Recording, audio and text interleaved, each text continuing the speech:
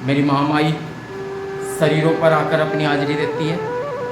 तो भगत जी ये जिन्होंने मैसेज करा ये उनके लिए है कि कुदरत किस खेल के अंदर, किस रूप के अंदर आकर खेलती है कभी नहीं कह सकते। हम कभी कुछ नहीं कह सकते कुदरत कौन से रूप के अंदर, कौन से रंग के अंदर आकर खेल गई, किसके शरीर पे कौन सी शक्ति आकर खेल रही है, हम कुछ नहीं कह सकते।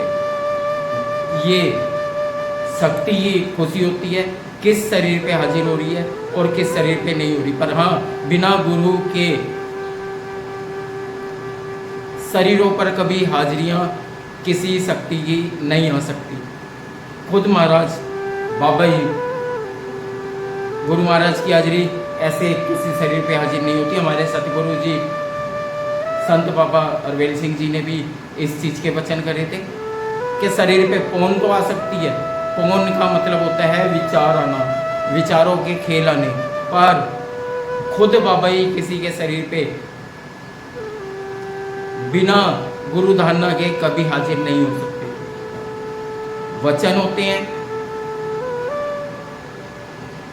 पौन के अंदर जो वचन करे जाते हैं तो वो वचन बाबा ही अपनी पौन में देते हैं, तो वो वचन सत होते हैं, वचन पूरे भी होते हैं। पर जिन पे गुरुओं का हाथ होता है बाबा ही उसी शरीर के ऊपर अपना पैरा बख्शते हैं, उसी शरीर पे अपनी हाजिरी देते हैं। तो इस चीज़ को नहीं कह सकते कि कौन पाखंड कर रहा है, कौन पाखंड नहीं कर रहा। अगर कोई पाखंड भी कर रहा है तो इसके अंदर भी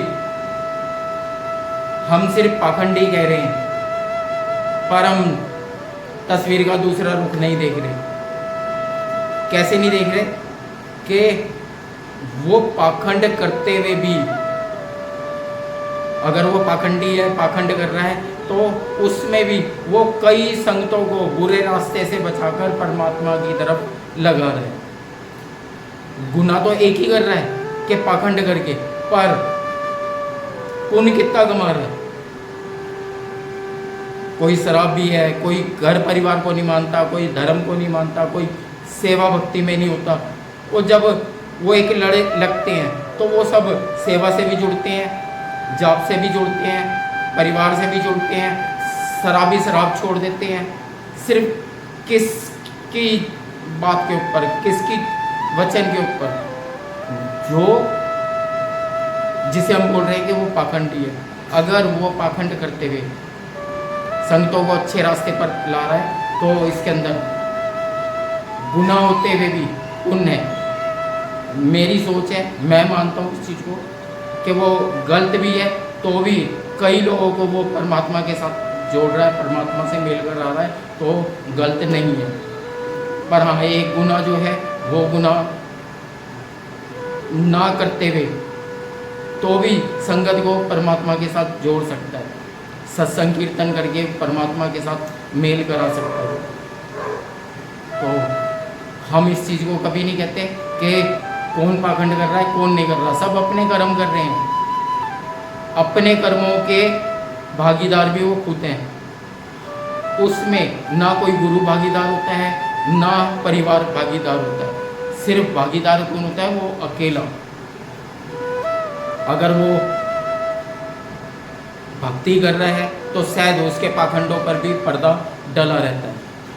तो भगत जी यही विनती है कि संगत जो वचन करती है कि ये